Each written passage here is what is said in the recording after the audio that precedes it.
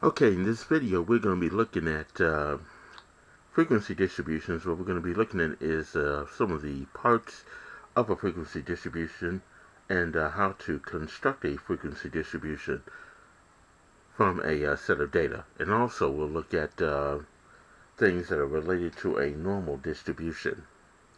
Okay, so let's begin with a definition of what a frequency distribution is. Okay, so here, a frequency distribution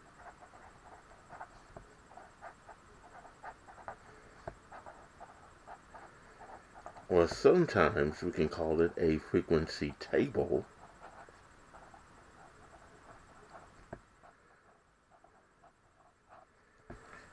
What it does is shows how data are partitioned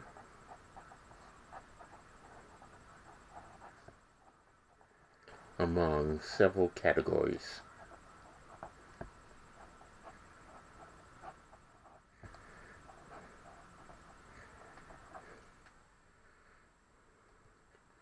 Okay, and sometimes those categories are called classes.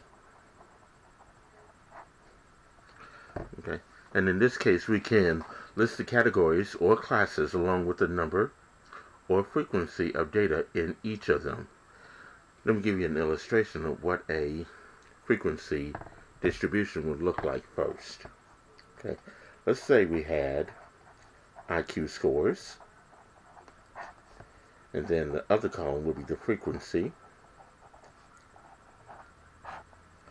Okay, now from 50 to 69, there were two people that got a score between 50 and 69. And then 70 to 89, 33 had an IQ score within that class. And then from 90 to 109, there were 35. From 110 to 129, there's 7. And 130 to 149, there was only 1 that got an IQ score within that range. So this is an illustration of a frequency distribution. Okay. Now these numbers, these intervals that are on the left-hand side, those are called classes.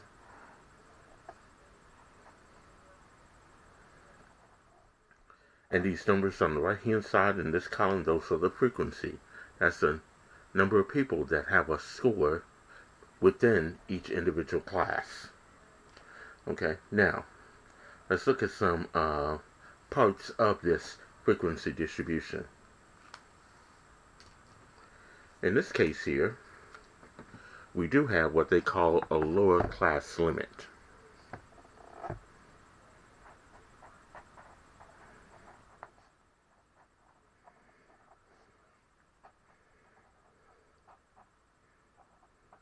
I'm just going to say lower class limits. Okay. So in this case, the lower class limits are going to be the smallest numbers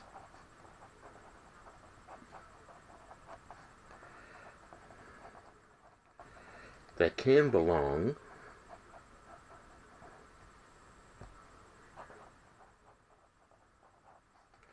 to the different classes.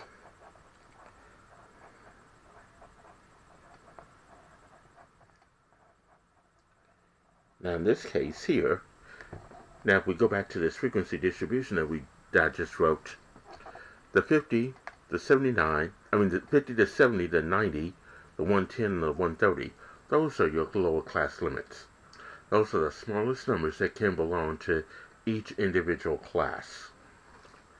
Okay, now with lower class limits, you do also have what they call upper class limits.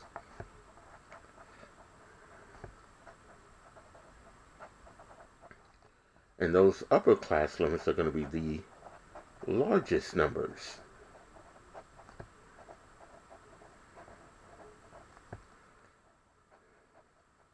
That can belong to different classes.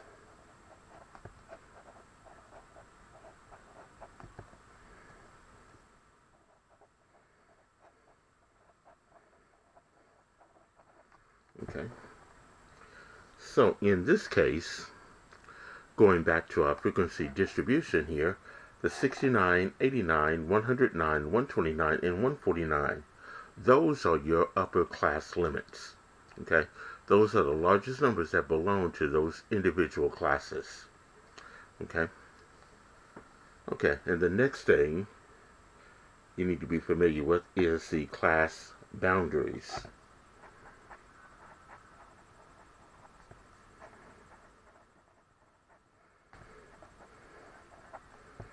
Now the class boundaries are going to be those numbers that are used to separate the classes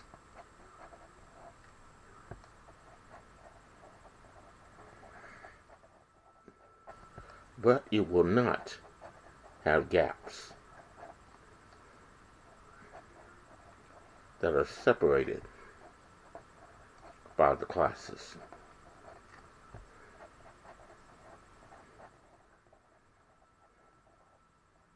Okay. So here is going to be those numbers that are used to separate those classes, but without those gaps. Okay. Like in this case here. The lowest class limit is 50. Okay.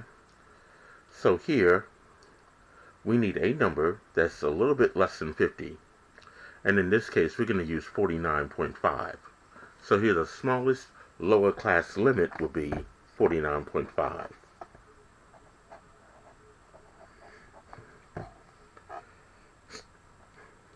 And then, between 69 and 70, halfway in between that will have to be 69.5. So that's another class boundary. And then halfway between 89 and 90 would be 89.5.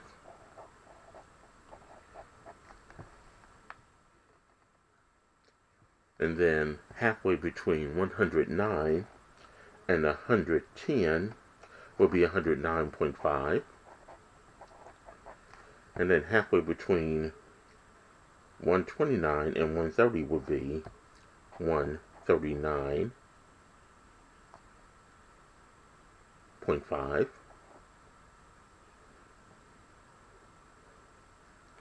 I'm sorry, that'll be 129.5. Halfway between 129 and 130, that's 129.5. And then one half more than 149 will be 149.5. Okay? So these are your class limits. Your class boundaries. Okay?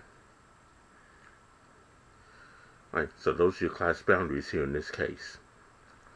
Okay, also we have what they call the class midpoints.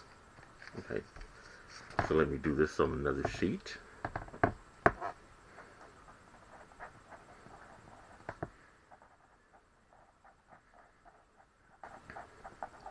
Now, class midpoints are going to be the values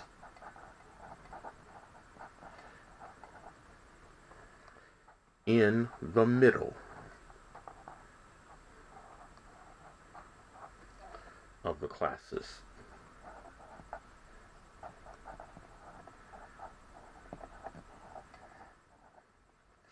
Okay, so your class midpoints are going to be the values in the middle of the classes. So let me go back to that frequency distribution here. What you're going to do here is take the average of these two, of the upper and the lower class limit. Okay, so if we do 50 and 69, you're going to get 119. 119 divided by 2 will be 59.5. So the first class midpoint will be 59.5. And that's for this first class, from 50 to 69. And then from 70 to 89, add 70 and 89, you'll get 159. 159 divided by 2 will be 79.5. Okay? And then the next class is 90 to 109, so add 90 and 109, you'll get 199. 199 divided by 2 will be 99.5. And then the next class, 110 to 129, add those two, you'll get 239. 239 divided by 2 will be 119.5. And finally, 130 to 149. Add 130 and 149 together, you'll get 179. And 179 divided by 279 divided by 2 will be 139.5. So these are your class midpoints for each of those 5 individual classes. You just simply take the sum of the two numbers, the lower and the upper class limit, add those together and divide by 2. Okay, and then finally, we also have what they call a class width.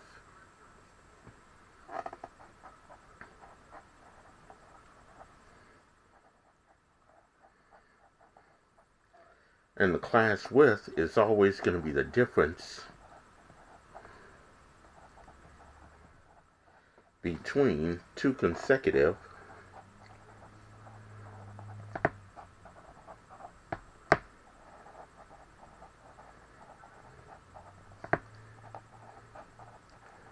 lower class limits. The difference between two consecutive lower class limits, that's going to be your class width. So going back to this frequency distribution here, okay, if I take the difference between these two numbers, these two lower class limits, 50 and 70, if I take the difference of those two, subtract 70 minus 50, you're going to get 20. Or I can do 90 minus 70, you're going to get 20 as well. And the same for 110 minus 90, and then 130 minus 110. Or I can take the difference between these two upper class limits. You can see that that difference is going to be 20. So for this frequency distribution, for example, the class width would be 20. So the class width in this case would simply be 20. Okay. So those are just a little bit of terminology that you're going to need to know in order to do a frequency distribution. Okay. So now let's look at some examples. Well, let's look at an example of how to construct a frequency distribution. Well, not construct, but let's see here. We have an example here of where we want to identify the class width, the class midpoints, and class boundaries for the given frequency distribution. And here is the full data set with the frequency. In this case, you have the daily low temperature and the frequencies for each one of those classes. Okay, first of all, we need to find out what the class width is going to be.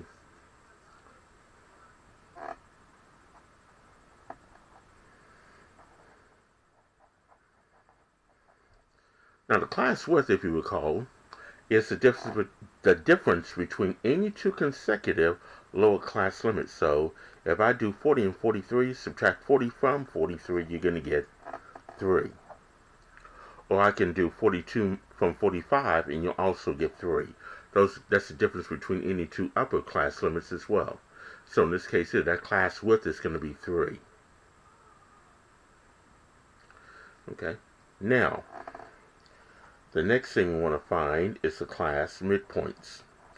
For each of the individual classes, we want to find the class midpoint. And to do that, we take the sum of each of these, the lower and the upper class limit, and divide by 2. So if you add 40 and 42, you're going to get 82. And then 82 divided by 2 will be 41. So the class midpoint will be 41. Now I'm going to give you a little bit of a hint here. We know the class midpoint is 3. If we find the first class midpoint, then the other class midpoints we can easily find for these remaining 6 classes. And we can do that by simply adding 3 each time. So if I add 3 to this 41, I'm going to get 44, which will represent the class midpoint for 43 to 45. And then add another 3, you're going to get 47. That's going to represent the class midpoint for 46 to 48. And then add 3 more, you're going to get 50. That represents the class midpoint for 49 to 51. And then add 3 to the 50, you get 53. That represents this class midpoint from 52 to 54. And then from 55 to 57, well, if I add 3 to the 53, you get 56. That represents your class midpoint from 55 to 57. And then finally add another 3 to the 56, you get 59. That represents your class midpoint from 58 to 60. So those are your class midpoints for this frequency distribution. Okay, now we want the class boundaries.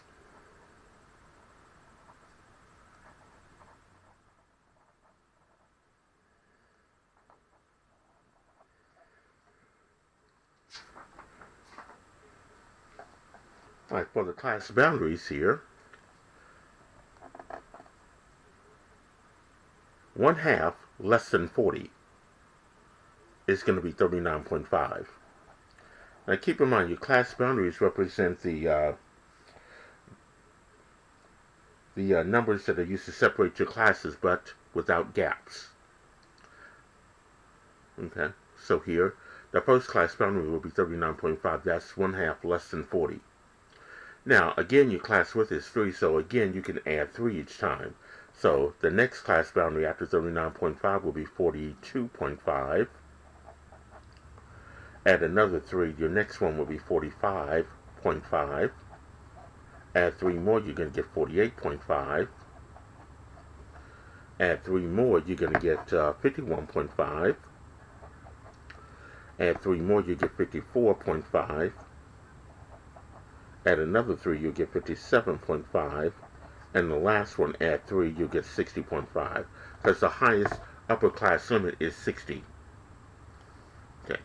So you want a class boundary that's 1/2 below the lowest lower class limit and 1/2 above the highest upper class limit in your frequency table. Okay. So that's how you find the class width, the class midpoints, and the class boundary for any frequency distribution. Okay. All right, the next thing I want to talk about is a normal distribution. Okay, in a frequency table. Okay, now do be familiar with this definition of a normal distribution, because you're going to be seeing this again throughout this particular course. So normal distribution is going to be this. In a normal distribution, your frequencies start low.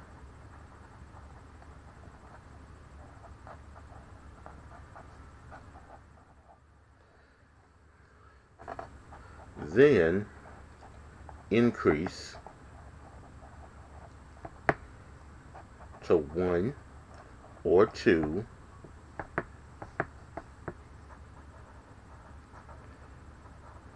high frequencies,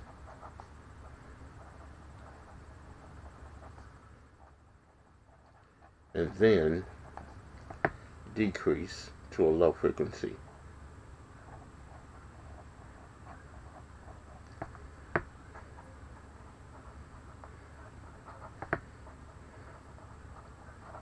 Okay.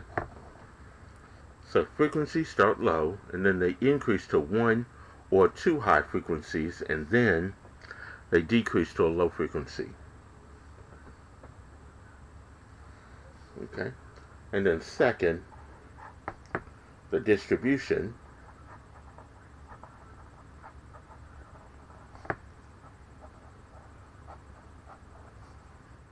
is approximately symmetric. And what do I mean by symmetric? Meaning that the left side usually has the mirror image of the others of the right side of your distribution. Usually, in this case, in a frequency distribution, when it's symmetric, that means that your frequencies preceding the maximum will be roughly the mirror image of those that follow the maximum. Okay, so in this particular example, let's say we had this. Again, this is temperature in Fahrenheit, and the frequencies are given. We want to find out or answer this question. Does the frequency distribution appear to have a normal distribution using a strict interpretation of the relevant criteria? Okay, now let's take a look at this here. You can see it starts off low at 3, but then it starts going down to 0, and then go back up to 5, and then 15, and then it starts decreasing to 6, 5, and 1. Okay? The problem is, it starts at 3, but then it goes down to 0. So, it has to be increasing consistently up to a maximum number, and then starts decreasing. So in this case here, this would not be a normal distribution.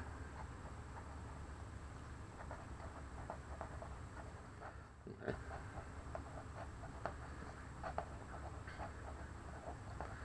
In this case, this is not going to be a normal distribution.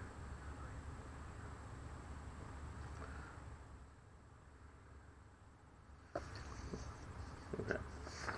All right. Now the next thing we'll look at is how to construct a frequency distribution. Okay. Now in this case, you will have some notes that I will be posting on Campus Cruiser. Okay.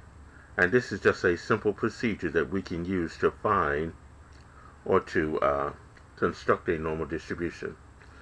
Here we can select the number of classes. Usually it's going to be between 5 and 20. Okay, and that number might be affected by convenience of the use of using round numbers. Okay, so you want to select the number of classes here, but in my examples you will have be given the number of classes to use. Okay, so what I'm going to do here is just write this out. So here's the procedure for constructing a frequency distribution. One is your select number of classes.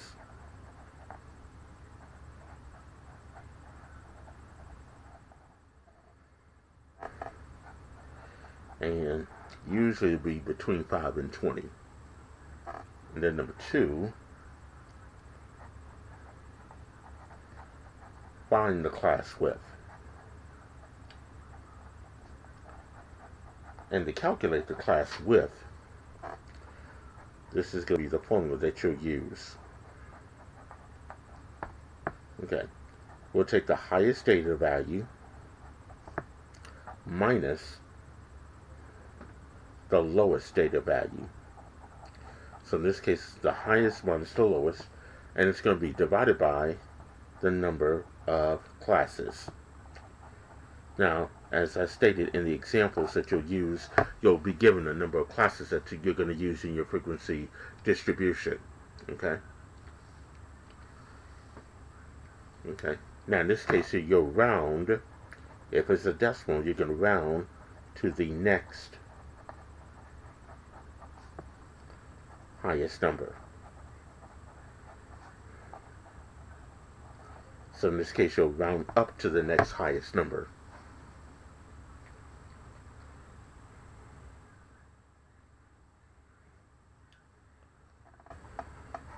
And then step number 3, you're going to choose a value for the first lower class limit by using either the minimum value or a convenience value. So you'll choose a lower class limit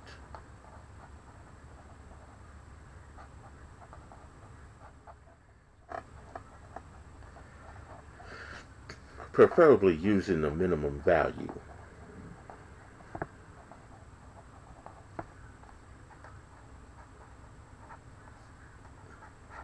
And then number 4,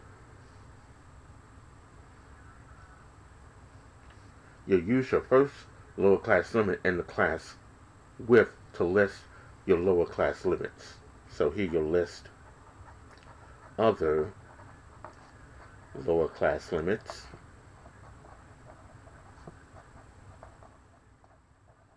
And you're going to do that by using the first lower class limit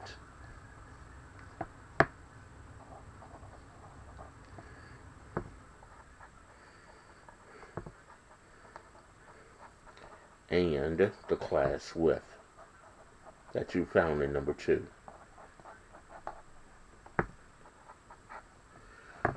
Okay. And then number 5,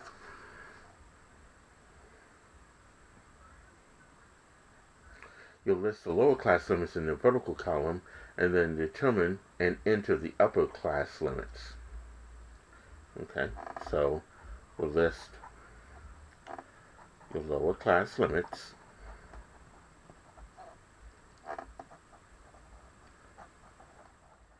and determine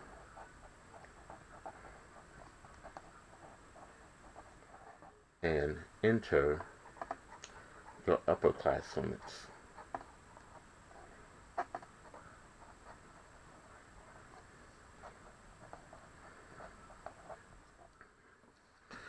Okay. And then the final step will be step number 6.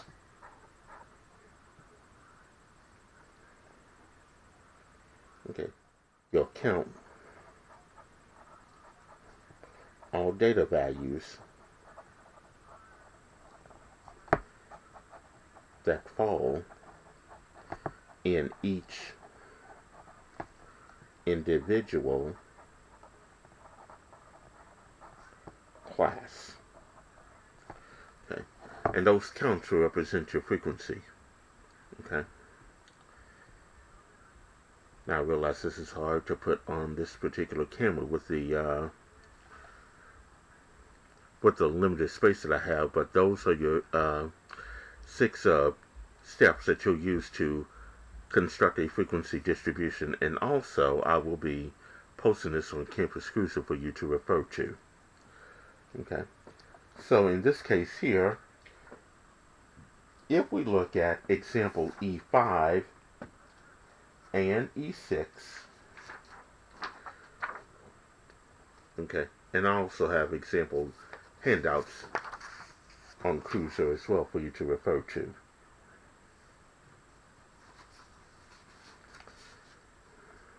Okay, now if you look at this particular example here, we're referring to the data set, and we're going to use the 25 home voltage measurements to construct a frequency distribution with 5 classes. Okay, and then we're going to begin with a lower class limit of 125.5 volts and a class width of 0.2 volts. Does the result appear to have a normal distribution? Why or why not? Okay, so in this case here,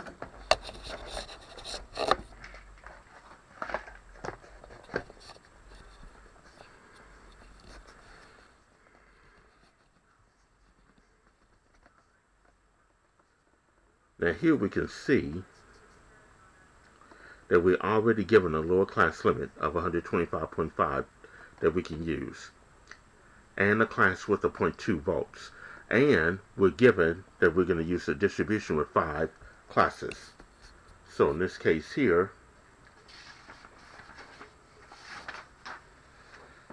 we can use that piece of information to construct our frequency distribution.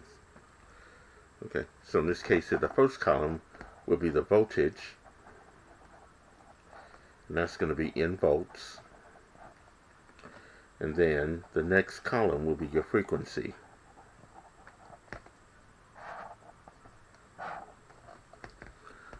Okay, so in this case here, the lower class limit that we're going to be using is 125.5 volts. Okay. And our class width is going to be 0.2. Now we're going to use 5 classes, so here's for the next lower class limit for the next class, we're going to add 0.2 each time. So if we add 0.2 to 125.5, you get 125.7. Add another 0.2 to the 125.7, you'll get 125.9. And then add 0.2 to the 125.9, you'll get 126.1. And then the last class its lower class limit, add 0.2 to that, you'll get 126.3. Okay, so that's going to be the lower class limit. Now we need the upper class limit. Now notice our data values are to one decimal place, so we know the upper class limit has to be one decimal place as well. But look at the difference between 125.5 and 125.7. Well, if we got 125.5 and 125.7, that means that the other upper class limit for the first one will have to be 125.6. Okay, because we got 125.7, our data values are to one decimal place. Okay, and then we can add 0.2 to our upper class limits here. So the next upper class limit for the second one is 125.8. The next one will be 126.0, and then 126.2. The last one will be 126.4. Okay, so those are the upper class limits, and these are the classes that you're going to use for each one of those. Now, I may admit that it might be difficult for you to do your upper class limits from this data, so it all depends upon what type of data that you have. Now, the frequencies. We need to count how many frequencies, how many data values fall within each individual class. Like for 125.5 and 125.6, you want to count how many numbers in this set of data are between 125 and 125.5 and 125.6, and that does include the upper and lower class limits. So for 125.5 and 125.6, I see 1,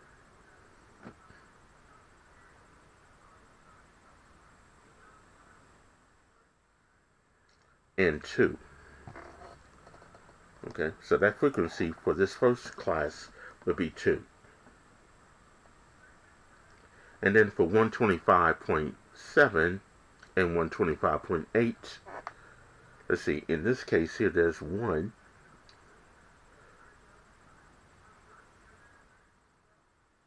there's 2,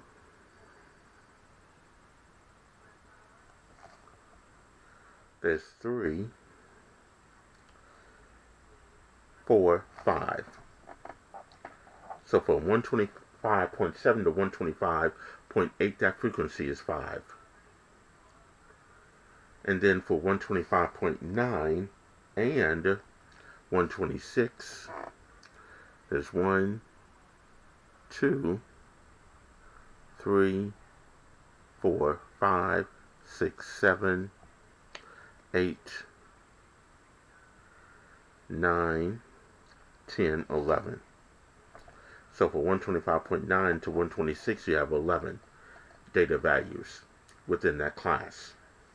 And then for 126.1 to 126.2, there's 1, 2, 3, 4, 5. So for 126.1 to 126.2, there are 5. And then finally for 126.3 to 126.4, if you count those up, there's 1,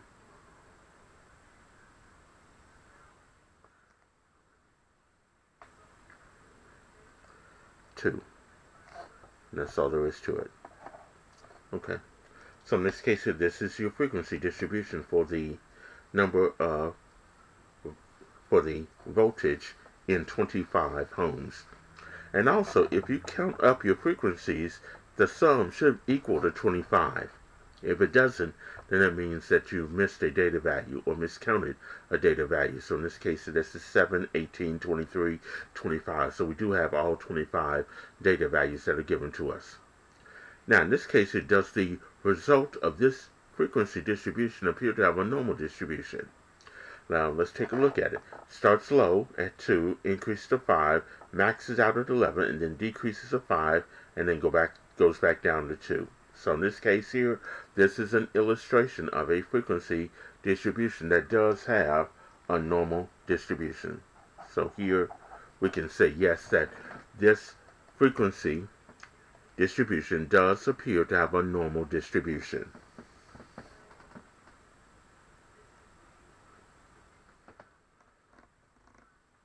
Okay. Now let's look at another example. I'll bring this down so you can see it.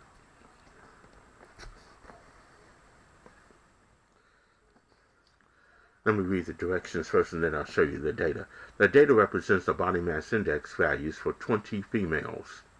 Construct a frequency distribution beginning with a lower class limit of 15.0 and use a class width of 6.0. Does the frequency distribution appear to be roughly a normal distribution?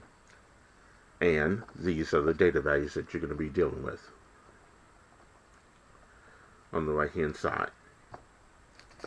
So in this case here, we want to construct a frequency distribution just like we did in that previous example. Okay?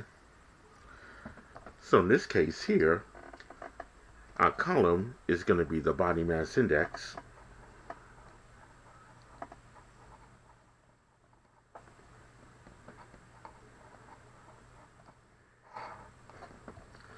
And we have our frequency.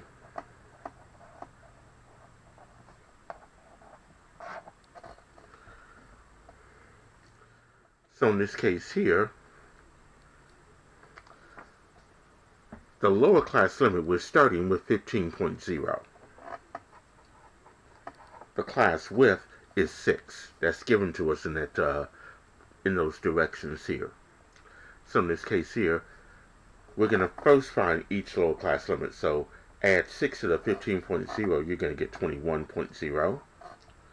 Add another 6 to the 21, you get 27.0. Add another 6 to the 27, you get 33.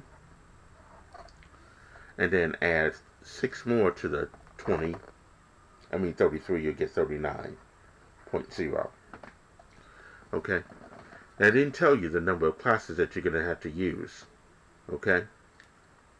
But in this case here, what we can do here is look at this set of data and find the smallest number in that set of data, which is in this case 17.7, and the largest data value in this case is 44.9. So to get that class, the number of classes, we take the largest data value, that's 44.9, minus the smallest data value, that's 17.7, divide that by the class width of 6.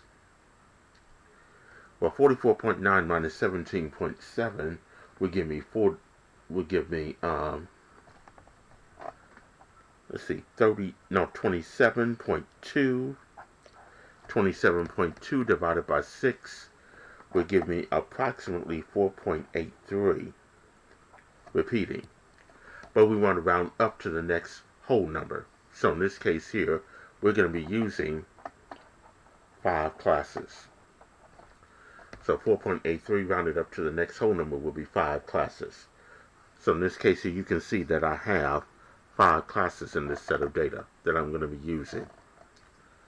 Okay, so now, I got my lower class limits, I need my upper class limits in this case here. Well, each of those data values are to 1 decimal place here.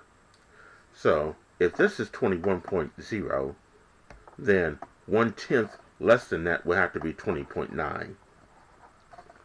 Okay?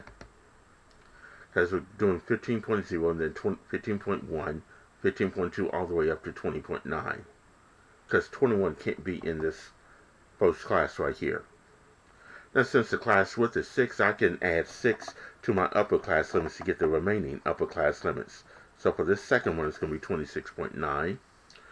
The next one will be 32.9. The next one will be 38.9. And the last one will be 44.9. So that's my classes on the left-hand side. Now, I'm going to get my frequencies. So in this case here, I want to count up how many data values are between 15.0 and 20.9. And it does include those upper and the lower class limits. for that particular class. So for 15.0 to 20.9, there is 1, 2,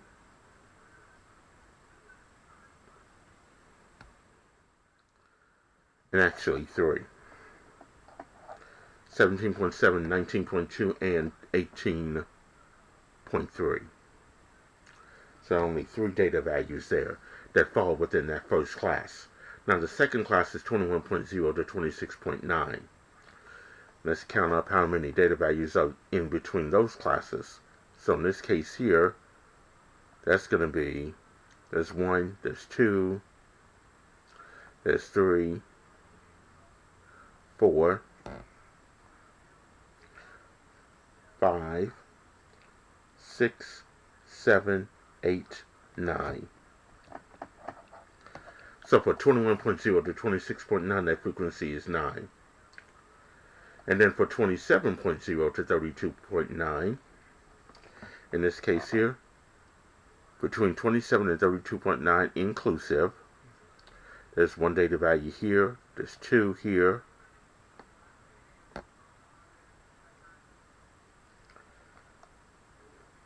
three, and 4. And then for 33.0 to 38.9, I only see 1 and 2. Just these two right here, 33.5 and 33.7. And then finally for 39.0 to 44.9, let's see 1 data value here and another data value here. The 44.9 and the 40.9 are between 39 and 44.9. So in this case here, this represents my frequency distribution or frequency table for this set of data values that are body mass indexes of 20 females. And again, add these frequencies up, you should end up with 20. So this is 12, 16, 18, 20. Okay, now does the frequency distribution appear to be roughly a normal distribution? In this case, it's not. It starts at 3, but then it goes up to 9 all of a sudden, and then drops down to 4, and then levels out at 2. So here, this is not a frequency distribution. I mean, it is a frequency distribution, but it's not doesn't appear to be roughly a normal distribution. Okay? Because there's no symmetry on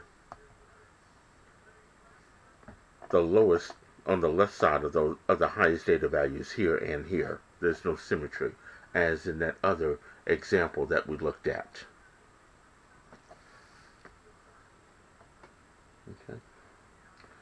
Okay, the next thing we'll look at is a relative frequency distribution.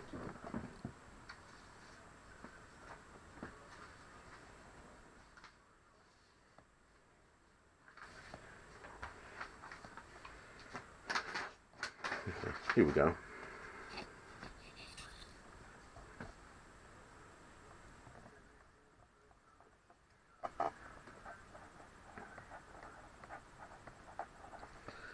Okay, here we're dealing with a relative frequency distribution.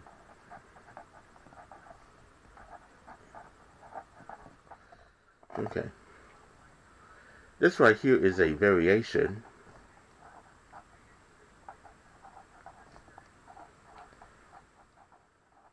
of the frequency distribution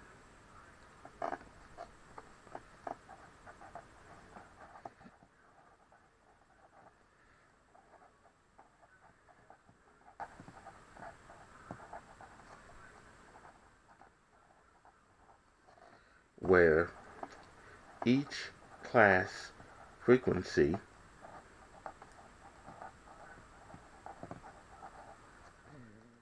is replaced by a relative frequency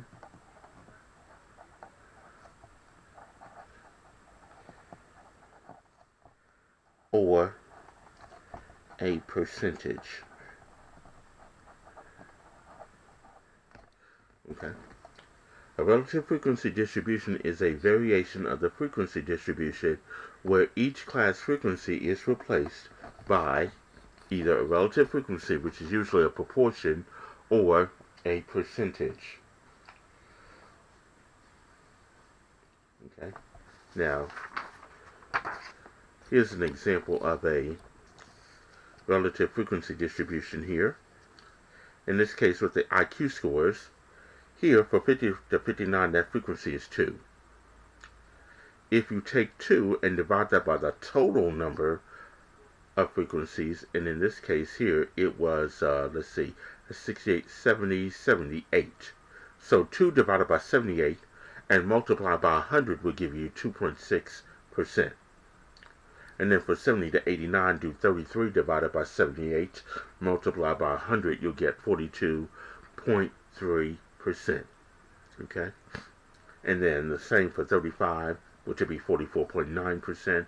7 would be 9%, and then 1 would be 1.3%. So anytime you're finding a relative frequency, you want to take each individual frequency and divide that by the total frequency and multiply by 100. Okay, so in this case,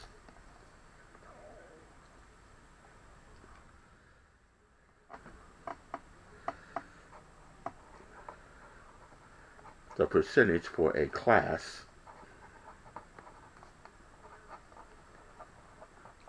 is this.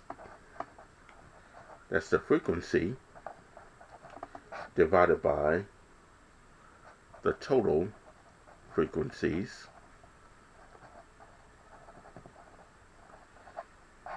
and that's going to be multiplied by 100% because here we're dealing with a relative frequency distribution. You're going to be dealing with percentages here. Okay. So in this case here, if we look at a couple of examples here, like this one.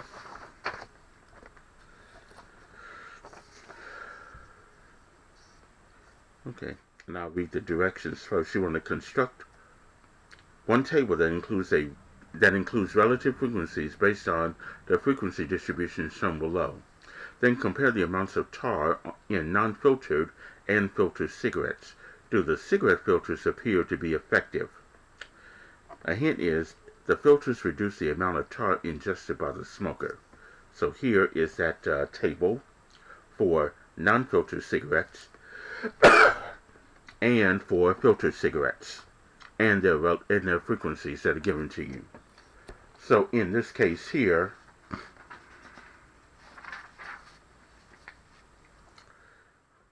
we're going to do a relative frequency for each one. So for the first column, it's going to be the tar. That's going to be in milligrams. And then the next column is your relative frequency. And that's going to be for the non-filtered cigarettes. And then the next one will be the relative frequency for the filtered cigarettes. Okay. Now, we're going to combine both of these classes into one column that has all the classes there. So the lowest ones that I see here are 4 through 7. So we'll start with that. And then the next one is 8 to 11. And then the next one is 12 to 15. The next one is 16 to 19. The next one is 20 to 23. The next one is 24 to 27. And the next one is 28 to 31. Okay, that's your classes for both filtered and non-filtered cigarettes. Okay, now I want to do here is count up the total number of frequencies for each one of these. Let's see, 16 plus 7 is 23, plus 20, plus 1 is 24, plus another one is 25. Okay, So for each individual frequency, I'm going to divide that by 25 and then multiply by 100. Okay. Now again, you can use your calculator to calculate those particular percentages. Okay, so in this case here, if I have a 4 to 7 is only 1, what I'm going to do here is this. I'm going to do 1 divided by the total number of frequencies, which is 25, and then multiply by 100. And then hit enter. That's going to be 4. And that will be 4%. So for the filtered cigarettes, I'm going to put it in this column. 4 to 7, that's going to be 4%. Now for the non-filtered cigarettes, there aren't any between 4 and 7. So that's going to be a 0 there. And I'm going to put zeros here for 8 to 11 and for 12 to 15 under the non-filtered cigarettes column. Okay? And I'm going to do the same, well, here for 8 to 11, again, that's 1 divided by 25, that'll be 0.4, multiplied by 100, that's also going to be 4%. And then for the 7, if I do 7 divided by 25 times 100, you're going to get 28%. So for the relative frequency for filtered cigarettes, 12 to 15, that's 28%. Okay. Now for 16 to 19, under the, I'm sorry, this one for 12 to 15, there are 2. So in this case here, I need to correct that. That's 2 divided by 25 times 100. And in this case here, it's going to be 8. So this should be 8%, not 0%.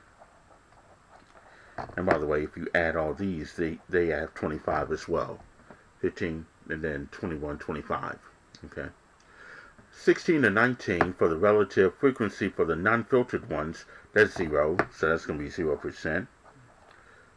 And then for the filtered ones for 16 to 19, this one has 16 divided by 25 times 100, that's going to be 64%. Okay. Now for 20 to 23, now these will only apply to the non-filtered ones. So for the filtered ones, they only go up to 19. So for 20 to 23, that's 0%. 20 to 24 to 27%, that's 0. 28 to 31, that's 0% as well. So all I need to do here is for 20 to 23 for the non-filtered ones.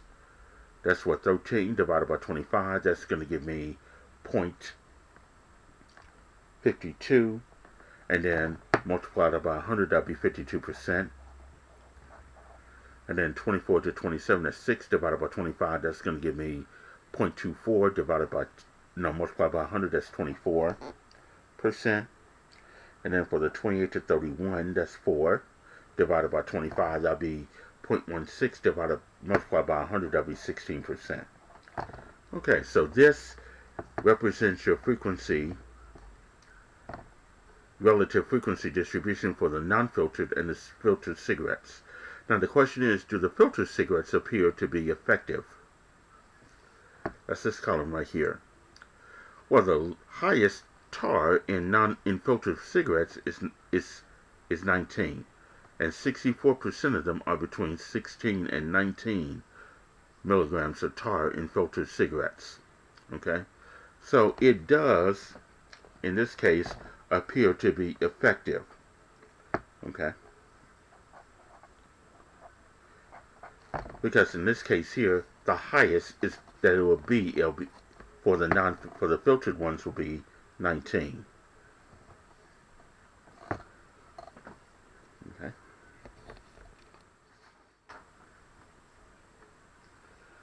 Okay, I also have another exercise or example that deals with relative frequency distribution. Take a look at this one.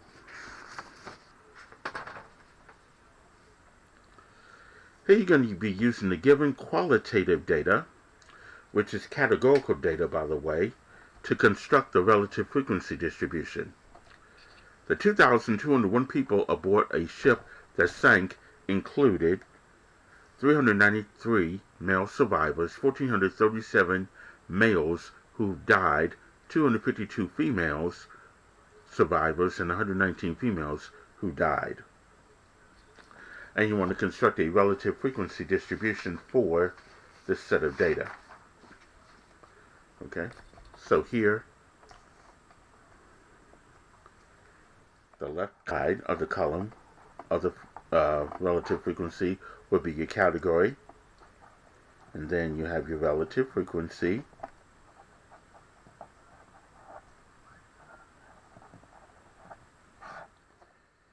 Now, our categories are male survivors,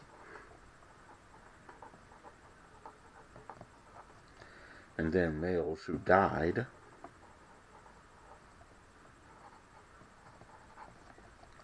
and then female survivors,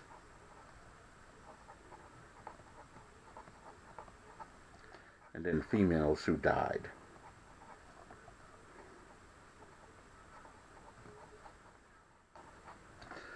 Okay, now we're finding percentages here.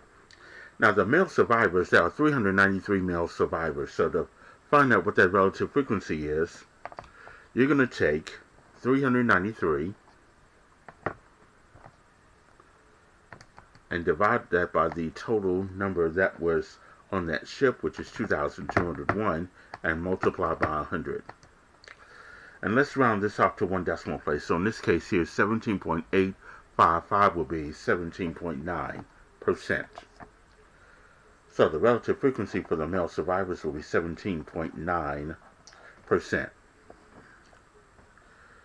And then for the males who died, you have 1,437 males who died.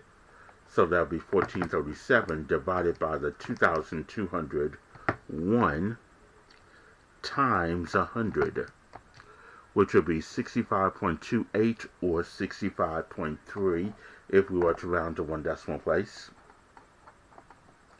So it would be 65.3% of the males on that ship died. Then we got 252 females that survived out of 2,201. So in this case, we take 252, divide that by the 2,201 times 100. In this case, this will be 11.4% if we were to round to one decimal place. So the female survivors here is 11.4%. And then for the females who died, 119 out of 2,201. So this is 119 divided by 2,201 times 100. That will give you 5.4%. So this is what your relative frequency looks like. It has a percentage in it. And of course, if you add this up, it should add up to 100%. Now, it might be a little bit more than 100% because of the rounding that we had to do here for each one of these. Okay. Okay, the last thing I want to discuss in this particular video is the cumulative frequency distribution. The cumulative frequency distribution.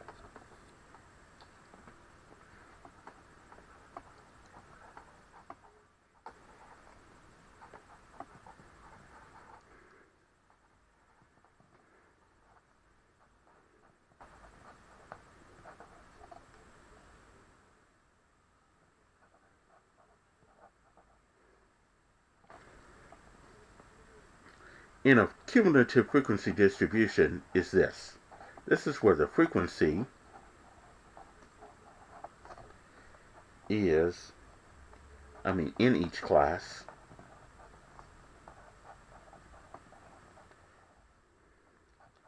it's going to be the sum of the frequencies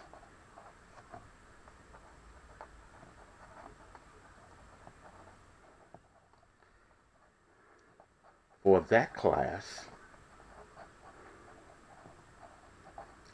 and all previous classes. Okay. Now here's an illustration of what a cumulative frequency distribution looks like. In this case here we have the IQ scores here, and the frequency is in this middle column. To get the cumulative frequency, you're going to take the sum of that class and all the classes that come before it. So for this one, the 2 plus nothing, because there's no classes before that, you add that, you get 2. For the next one, add this 33 plus the 2 before it, you're going to get 35. Then for the next one, you'll add 35 plus these other 2 previous classes, you'll get 70. And then for the next class, for 110 to 129, add 7 to these other 3 classes, you'll get 77. And then for the last one, add 1 to the previous 4, you'll get 78. Okay, so that's how you calculate a cumulative frequency distribution. Okay, so now I do have one example of just that. Here we have a frequency distribution of the ages in years of the best actress when they won the award. Okay, so here you see the classes and then their frequencies. What you want to do here is construct a cumulative frequency distribution for that data. So in this case here, I'm going to do this off to the side. This is going to be the age in years for the first column. The next column is your cumulative frequency.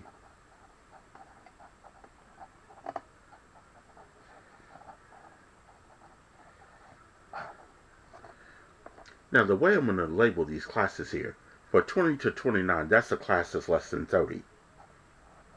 So this first class will be less than 30. For 30 to 39, that's a class that's less than 40. So I'll label that as less than 40. And if you notice the class width, that's going to be 10. So we'll do less than, add 40, 10 to the 40, you get 50. The next one, less than 60. Then less than 70. The next one is less than 80. Then the next one will be less than 90. So in this case here, here's how we can get our cumulative frequency. Take the first class and add that to the number that's in the previous class. So in this case here, the 29, there's nothing to add to it before it, so we'll just put the 29 for less than 30. Now for less than 40, it's going to be the sum of these two, 36 and 29. That's going to give us 65. For less than 50, it's going to be 13 plus these other 2 classes here. So I know that's 65 plus the 13, you're going to get 78 for less than 50. And then for less than 60, add 2 to the other 3, you'll get 80. Then less than 70, add 7 to these other 2, you'll get 87. Then for less than 80, that's 70 to 79, plus the other classes that come before it, add those up, you'll get 88. And then for 90, 80 to 89, that's less than 90, that's the 1 plus the remaining frequencies that come before it, you're going to get 89. Okay, so that's how you construct a cumulative frequency distribution for any given data. Okay, and that will conclude this particular video on frequency distribution.